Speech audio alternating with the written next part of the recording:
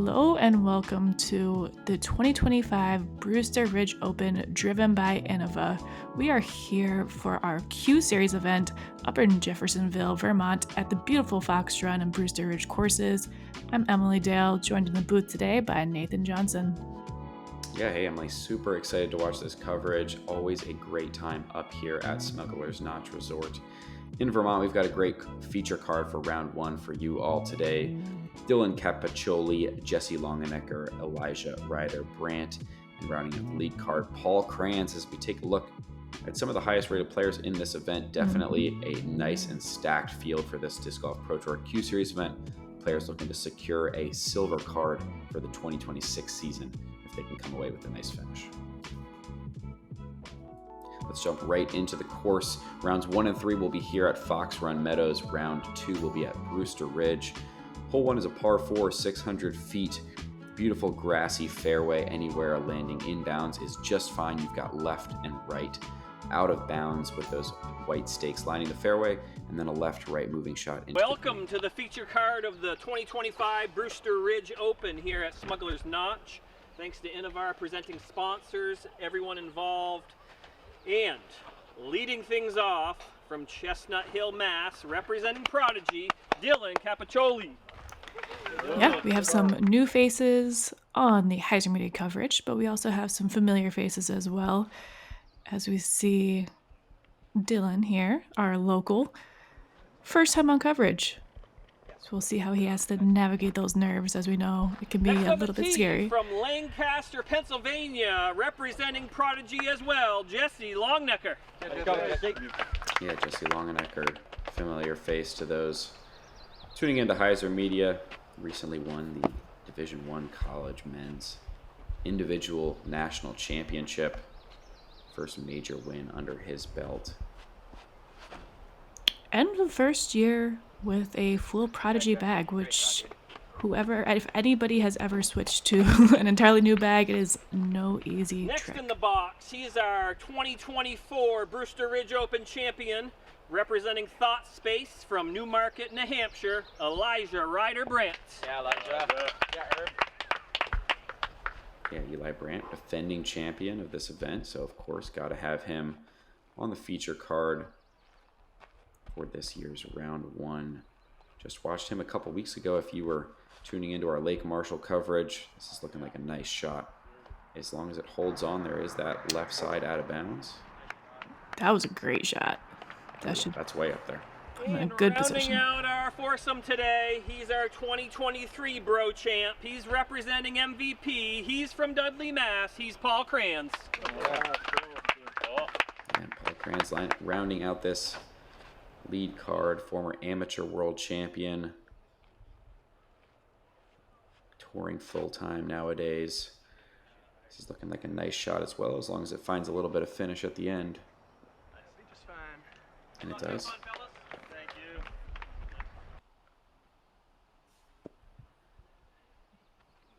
Yeah, we'll see Jesse relying on this forehand quite a bit, which is definitely going to be beneficial out here in the woods at these two courses. And what a beautiful time of year, too. Can we just take note of the luscious green trees? Not a lot of bad times of the year in Vermont. That's true. You know? That's true. You're going to get all 4 seasons up there. So anything, whatever you're in the mood for, you can get a little taste of it. A lot of players are gonna, if they have it, are gonna go to this forehand into the green. You gotta skip this one around the corner to give yourself some sort of birdie look. It is a blind shot. Paul executes it to perfection. Absolute park job from him to start his round. Yeah, you gotta trust the width there to get around the corner. This is a little pinched. A little bit of an awkward shot there, but works its way up well into the circle. Yeah, nice shot from Dylan. Didn't mention it when he teed off, but I don't know if he's entirely forehand, but like 90+% forehands from Dylan. I would be surprised if we see more than 1 or 2 backhands, if that. Definitely a forehand dominant player. Nice shot from Eli. Can actually see the basket after that drive, which is pretty crazy on this hole. If you didn't watch Lake Marshall, Eli can throw very far. And, that's going to come out. That's going to come in handy here at Fox Run. Spoiler alert. And you see the mulch around the basket here. Of note, there's a lot of rain earlier in the week here, so shout out to everybody who does any type of course maintenance to keep it safe and in shape here for our players, as we see a great birdie there to start for Jesse as well. Yeah, our feature card making hole 1 look easy. It is normally play as one of the easier holes on the course, but you know that OB can come into play pretty quick, and they just moved that basket position back as of last year. So playing at a 4.5 this year, half a stroke over par, but apparently not a problem for our feature card as we start off here with Starfall. Bop, bop, bop. Thanks for the sound effect, Paul, but we do not have the rights to Joe Mez's sounds. Well, we're just going to jump right into hole 2, par 3, 270 feet. Pretty much a dead straight low putter shot for most of these players. Got to hit the gap, scoot something up to the basket, and you should have a birdie putt. Worth noting, there is an out of bounds line, probably about 25 feet long, so distance control is going to be important here as well. I believe you meant scuttle, but I'll forgive you. You know, tomato, whatever word choice you'd like to go with. Little hyzer flip forehand here for Dylan. We'll see if it hangs on. And that's probably a pretty good tree to keep him close. And safe. Yeah, safe as well. That out of bounds does wrap around the entire backside. So it could have come into play there depending on what kind of ground play he got. This is the more traditional shot you'll see on this hole from Jesse, but a bit of an early release.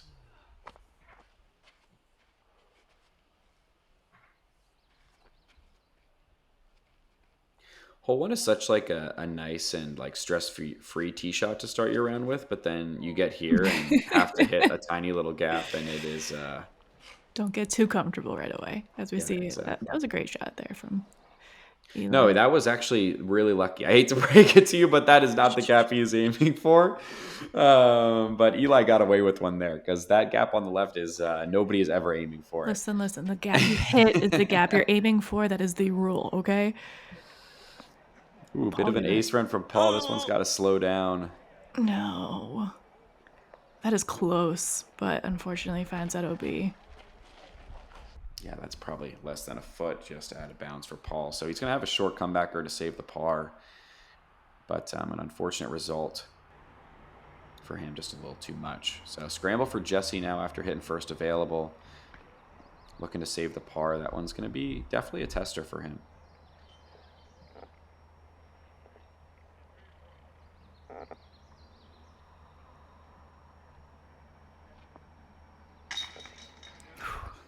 Makes good on that par putt. Those are the ones that feel good, especially this early in the round. Build that confidence up.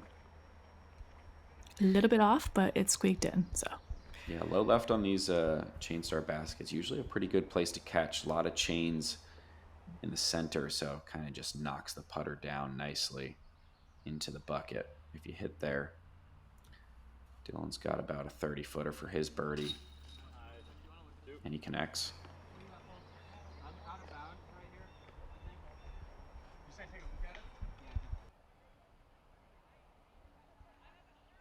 So this would be a par save here for Paul if he can execute. Just a little bit low. Yeah, you could just kind of see, didn't quite commit to the follow through there. Just let it go a bit early. Eli able to capitalize on the good break. Connects on his birdie putt. 2 for 2 starts for both Eli and Dylan. That is what you're looking for out here at Fox. The course is scoreable, but it also has its teeth. If you're a little bit off, that out of bounds throughout the entire course can come up and bite you quickly. Into hole 3, par 3, 285 feet. Up and over the hill, you cannot see the basket from the tee pad. Most players are going to go with some sort of stable mid-range that gets just a little bit of fade at the end.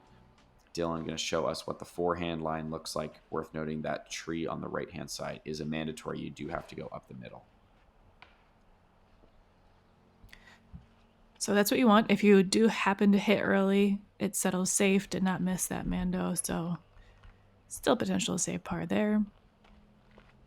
Yeah, this is a tricky hole to get the distance right. You want to just barely crest the top of the hill with something that's going to slow down fairly quickly.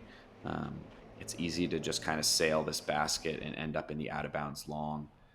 So disc choice, Speed control, height control, all important when trying to give yourself a good look on this one. Yeah, and like you said, it is blind. Oh, I thought he was going to get lucky with that skinny gap, but it is blind, and there's a ton of roots and kind of hard pan wooded earth up there. So where you think your disc landed, you might be surprised when you walk up there. Yeah, it's definitely a hold your breath kind of shot after you think you throw it well, and then you get up there and, hope for the best. This one looks great from Paul if it sits. Oh, yeah. You see, he shot. gave it that height and trusted it and was definitely rewarded. Yeah, great shot from Paul. He's going to have a short birdie putt coming up to bounce back from that bogey on hole 2. Dylan looking to scramble and catches one early. That's probably not going to be a putt he wants to run with a little bit of a drop off behind the basket. So you can see just the top rim of the basket here off in the distance on the flag. Yeah, Jesse taking this kind of backdoor route on the left-hand side, and a great touch on that little forehand upshot is going to give him a nice, easy par save.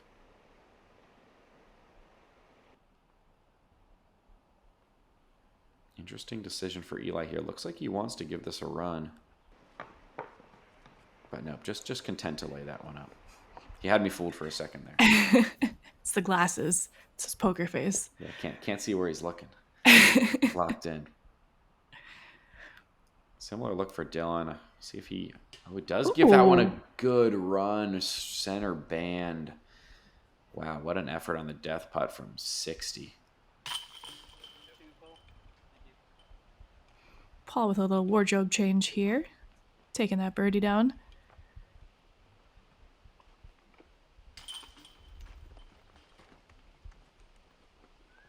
Yeah, great one to pick up. Hole 3, definitely a bonus birdie. Not a tee shot to take for granted. That gap is tough to hit. And here we have our leaderboard check-in with a hot start there from Sage Tanner. First place so far through the first 3 holes.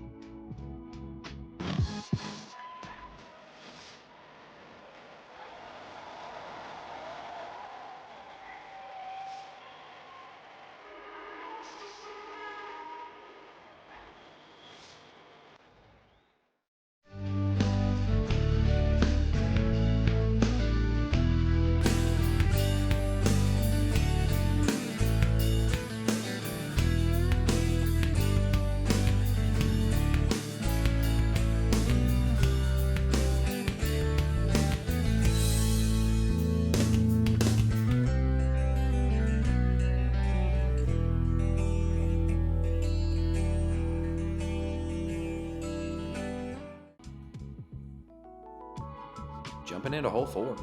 Another par 4, 620 feet. You got 2 fairways here, but nobody's throwing down that left side just because it would be a wild decision. You got a big fairway over here on the right, this kind of island inbounds area, and then players can pitch across to this green, which is technically, I guess, a peninsula with out of bounds on 3 of the 4 sides, and that nice kind of built up basket with the rock formation. Very picturesque hole as we head into the more open section of the Fox Run course.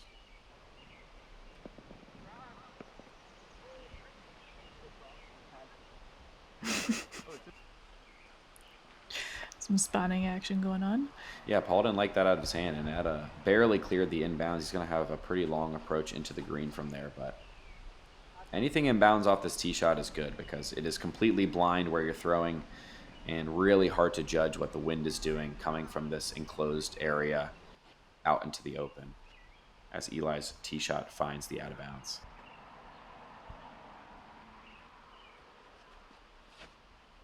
Yeah, I think this shows why this is playing as one of the harder holes, as each of our lead card players so far runs to check up, and oh no, not behind the giant bush. That'll be tricky. Yeah, that's the tough part about this hole. Is you can't even really aim to miss that tree or bush or whatever you want to call it. Hey, I knew somebody was going to take the left-hand side.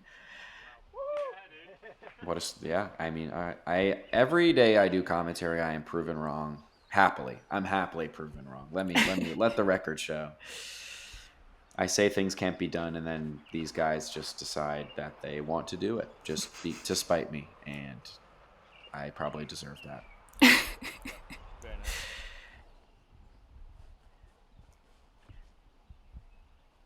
So forehand for Dylan, not too surprising. He's in a great spot now from that lie after the difficult tee shot rewards him with a pretty open approach. Leaves himself maybe circle's edge, maybe just outside.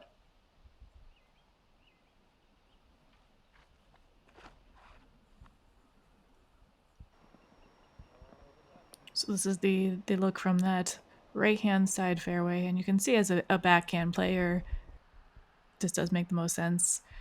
Jesse's going to be stuck with this patent pending. Tricky with some of the wind gusts out here.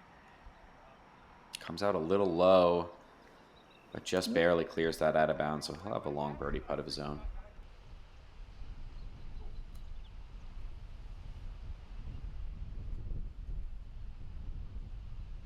Yeah, you can see that wind starting to pick up.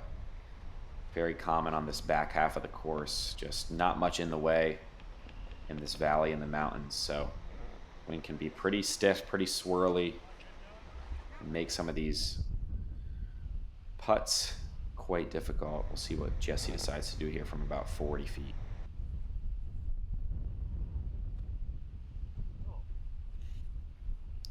Ooh, gave it a good run. It did check up before that OB, but that's going to be kind of a tough comebacker.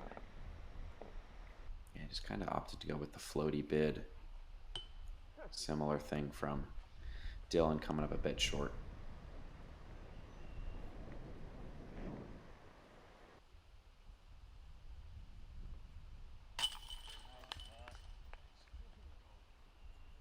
Good bogey there, say, from Eli. Yeah, going out of bounds as early as he did, was basically the best case scenario. So good job to limit the bleeding for Eli. Jesse's got a longish putt of his own, probably 25 feet to save his par.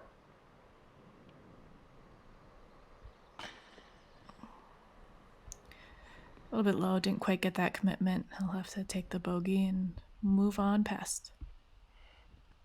Yeah, tough one to drop after out of your hand what you think is a perfect drive, and then, you know, you're in the one spot on the fairway that you can't be, and a 3-putt for bogey is never a good feeling. Good birdie for Paul. He's bounced back from that bogey on 2 very nicely. This is a very common theme out here at Fox Run. You're going to see a lot of birdies because the course is scoreable, but a lot of bogeys because holes like this, they come up very quickly. Hole 5, 445-foot par 3, slightly downhill. You're going to see players go big righty backhand hyzer through the gap the drone just flew through, trying to stick something on the side of this hill. It is very difficult to get the width and stability of this tee shot correct because you just have really no idea what the wind is going to do to it. You kind of just got to put it out on that wide tree and hope you make it through. This is looking really nice from Paul. Comes up a bit short, but that's still a great shot. Yeah, this is a spicy par 3, and you can see why it's playing over par at 3.82 for this round here. This is also a common miss here, landing in that grouping of trees. Getting caught up by it. Yeah, I think Dylan's content with a par on this hole. This is a very tough hole to attack with a forehand, just with the way the hill slopes and how that out of bounds lines up. This one looks good from Eli, but it's going to have to get down. And it does not. Yeah, just kind of hung up there in the wind, finds the out of bounds. That's going to be a scary putt for par coming back. Let's see if Jesse can make an adjustment after seeing that wind read. I love the height on this. Oh. Give the boy some ground play. Great shot there. He'll have an uphill look just outside the circle there for his par. Yeah, that's a great shot on this hole. Never really in danger, just kind of driving the disc into the ground and still giving himself a look at a birdie.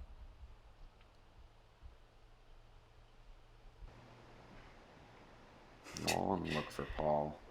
I was going to say, this is a beautiful side profile of a putt, but terrifying with the wind gusting around. Yeah, the wind and the slope. That's a putt you definitely don't want to hit metal. If you hit the cage on that one, it's rolling all the way down the hill. So valiant effort, but not too upset with a par on this one, I'm sure. Eli, they're giving him a pretty favorable spot for where he went out of bounds. Is just going to have a straight on putt. Dylan kneeling in the background. On his great par save there. Oh, yeah.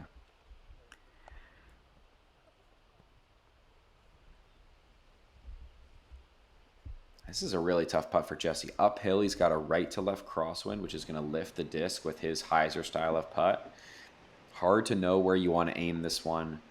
And similarly to Paul's putt, if you hit the cage, it's coming right back to you. So we'll see how aggressive Jesse gets on this one. Tough putt to aim. Yeah, just a little bit right there, but doesn't get too far away from him. Yeah, not a bad miss, but being only 22 feet or so. Second very makeable putt Jesse's missed in the last 2 holes as Paul sneaks one in. Low left to save his par. We've seen some kind of shaky putts so far from some of these guys that are usually very consistent on the putting green. So maybe some, I don't know, early tournament nerves or just rust getting shaken off. Who knows? That was a confident stroke there, though. Yeah, good way to save that par. Not get too much in your head about that miss. Honestly, par frame, great on that hole. Yeah, not a bad result at all. That's picking up strokes on the field as we head into hole 6. Hard to pick up strokes on the field on this one. Easiest hole on the course by far. I think Jeremy Colin called it the easiest hole on tour. It is just a stock, stable fairway driver forehand. Throw it up in the air. You're probably going to land pretty close to the basket. 290 feet is a shot that these guys should all have. Go in the bucket. In the basket. Yeah, the wind plays favorably as well, giving it that extra push around to the baskets. There is the risk, though, of going a little bit deep. However, you're still fairly close for a par save putt in that scenario. Yeah, we'll see what kind of putt Paul has. He's going to be in those skinny trees back there, and with the elevated basket, could be kind of tricky. That was a nice shot from Dylan. Good distance control there. Puts him close. And some really nice ground play there for Eli. Got a little bounce. Bounce and a scuttle. He gave it the beans. He did give it the beans there. Jesse looking to give us 4 birdie putts on this one. Gives it a good amount of height. We'll see if the distance control is correct. I'd say so. Oh, yeah. Drops it right in there. Yeah, those are some tricky trees. Oh, actually, somewhat open. Hey, he's got a nice little window here. Not quite enough. Yeah, not a bad effort from Paul. High right on these baskets, not the best place to hit. Just with all those chains centrally, you tend to see the right side push out rather than grab like a lot of other baskets, a lot of older models of basket. Nice birdie putt made from Dylan. Short one for Eli as well, even though he's got a little gust to deal I was going with. to say the wind's kind of ripping right now, but good birdie. Yeah, Eli got a great putt for this wind. Very spinny, very flat. Is most likely going to stay on line if he starts it on the right one. Whereas Paul and Jesse got that more traditional up and down pitch putt style. Can get a little more thrown around if you're not really precise with your angle and spin control coming into the chains. So we'll see how that affects these players going down the stretch here at Fox Run. Yeah, everybody under par here as we check in on our leaderboard. Honestly, not that much is changing. Still -3 is leading our round today.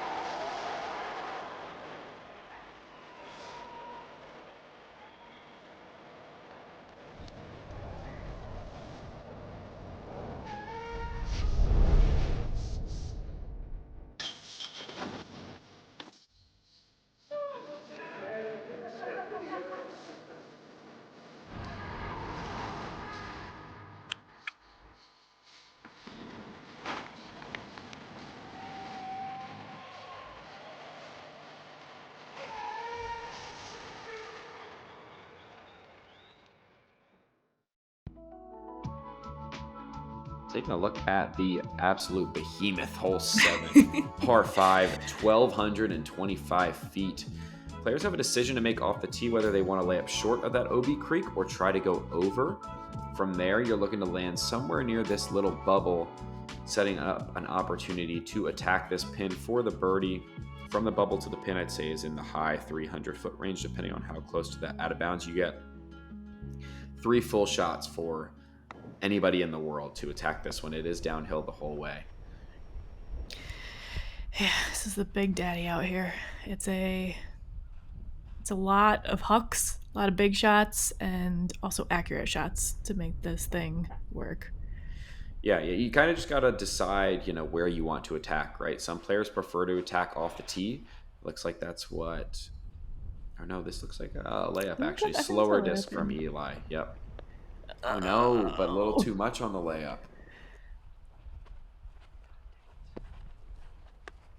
Wow, that's a tough mistake to make off the tee, just setting yourself back right off the bat.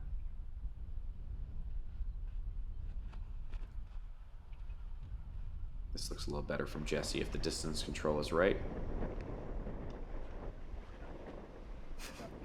And that's pretty much the best you can do as far as a layup. Right there in the gap, right at the edge of that landing zone. Yeah, this layup is a little more strategic than it may seem off the tee. You kind of just see the wide open field and think, okay, just players, why don't they just throw it wherever? But with those bushes that line the creek, the out of bounds area, you don't want to be right behind one of them. Personally, I like the left side of this fairway better for attacking on the second, but some players may prefer the right. It's a little higher elevation. Paul obviously was going for the left side there, but just pulls that forehand a little bit and stays out of bounds. So that's going to be some tough scrambling for 2 of our players here just to save the par.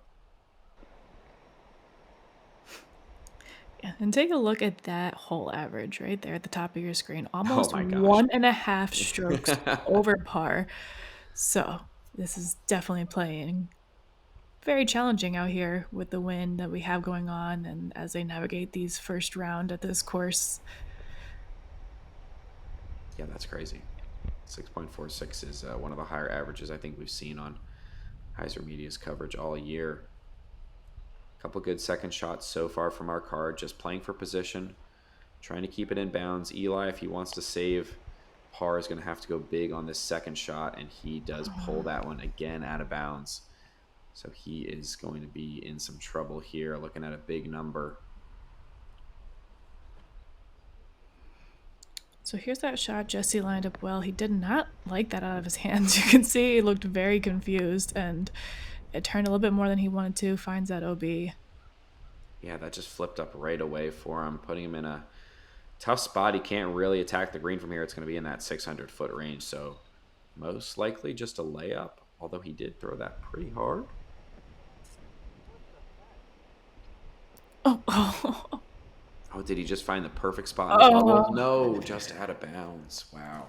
I was hoping that red ticker would not come up on the screen, but unfortunately it popped down and he was OB. I thought that was going to be like the perfect shot.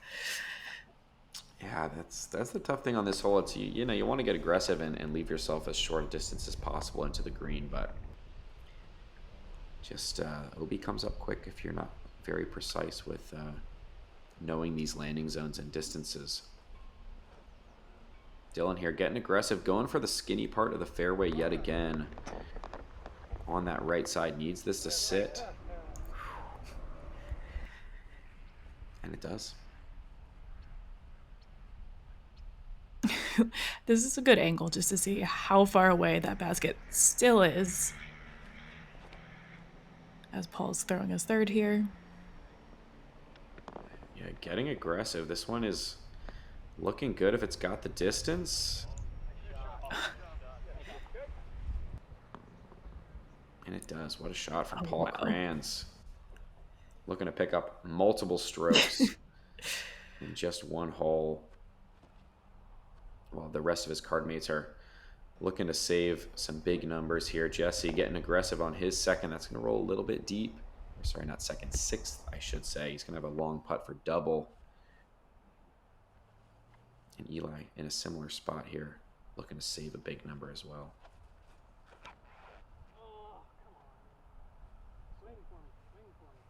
This is looking a little bit wide, and that's going to be a challenging double save. Yeah, I see this hole just showing its teeth. Dylan has played the hole very well so far, just been in control, never really going for birdie, just trying to keep it in the fairway, make forward progress. That upshot gets away from him just a bit, so he's going to have a tester for his par. Important putt here for Eli to stop the bleeding from out in circle 2. Good bid, but unfortunately not enough. And this is what Jesse's left with for his double bogey. Yeah, good important putt for Jesse as well. Oh. He gets it. That's a big one. Not what you want for a double bogey, but great execution to stop that bleeding there. Yeah, get off of this hole. Every stroke matters out here, especially in a long tournament on 2 difficult courses.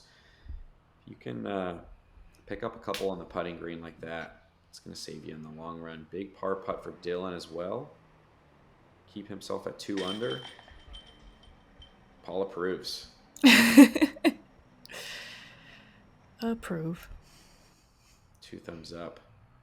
I'll give Paul 2 thumbs up on my own. You can't see it because we're not on camera, but what a birdie for him on this one. Yeah.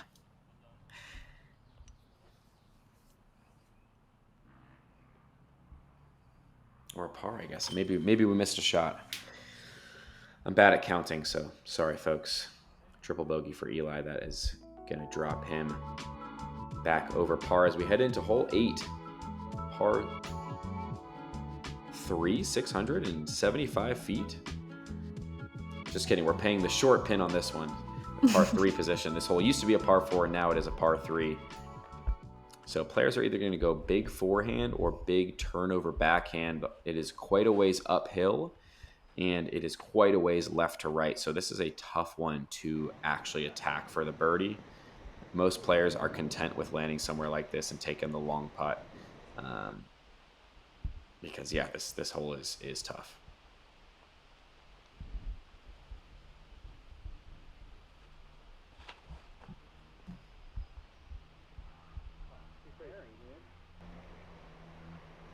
Yeah.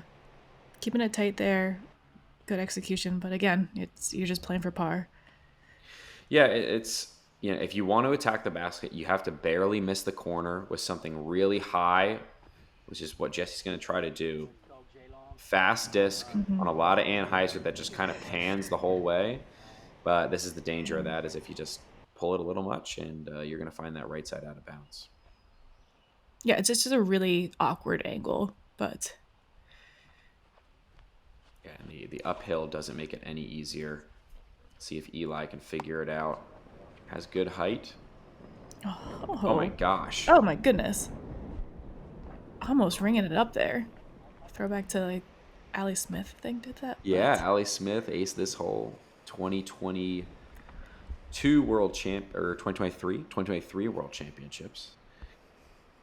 Great look for Eli. He's going to be a little long. Paul's got a long look of his own. Wind is just toying with that one.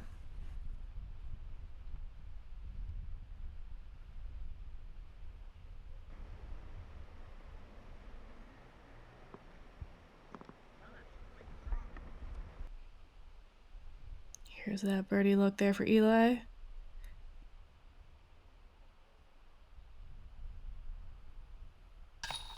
And makes good on it. Of note, there were only 3 birdies on this hole for round 1. Eli taking it down there, joined by David Fleck and Duncan Farquharson. Might have slaughtered your name, so I'm sorry. Great one to pick up. Hey, Duncan, got it. 140-foot throw in, if the stats are correct. That's one way to do it, you know? Heading into hole 9, last hole of the front 9. 435-foot par 3 down a hill, another OB line fairway. Very tough to keep this one in the middle. You got swirling winds coming into play. Most players are going to go stable fairway driver, most likely down that right-hand side, looking to just hold it right along that tree line and fade a little bit at the end right towards the basket. I'm just a big fan of this rock. I don't It's know a why. beautiful Just rock. such a good rock. Or boulder, I should say. Oh yeah, that's definitely boulder worthy. And what a shot from Eli. Great stability, great trust. Got a little bit of finish at the end too, and he is in a. That's going to be a weird little putt. Gave it a little wedgie there. Yeah, for how great that shot was, does not deserve that lie. Dylan looks like he's just going to be content to play this one for par. Not a bad decision, as you can see, the 3.72 average.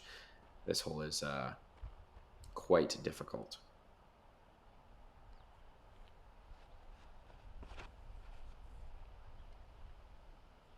This is looking like a good shape. If it can get down there. And that'll be a putt there for Paul as well. Yeah, I think that's a very common landing zone on this hole. A little bit short left, plenty of the fairway kind of bubbles out once you get close to pin high. So Paul will probably take that 45-footer every day of the week and be happy with it. Par basically being worst case scenario. Jesse just very confused with how his discs have been flying the past couple holes in this wind and finds the out of bounds yet again. Yeah, one of the growing pains of learning some new discs, a new bag. When you get to a different environment, you have to kind of learn things as you go, but doing a good job out here as we see a good upshot there. Yeah, we call that on-the-job training. Yes. You know, just got to figure it out now. Looking to save a bogey for Jesse's. Leaking some strokes the past couple holes. That's a good up and down to just keep it to one. Another long look for Paul. He's had a lot of these circle 2 looks this round. See if he can cash this one. Cash money. Great bird there. Cash money indeed. That's a good pickup. Gets him to 3 under par. We'll see if that's going to hold up on the leaderboards overall, but currently leading on this feature card. So nice start for him.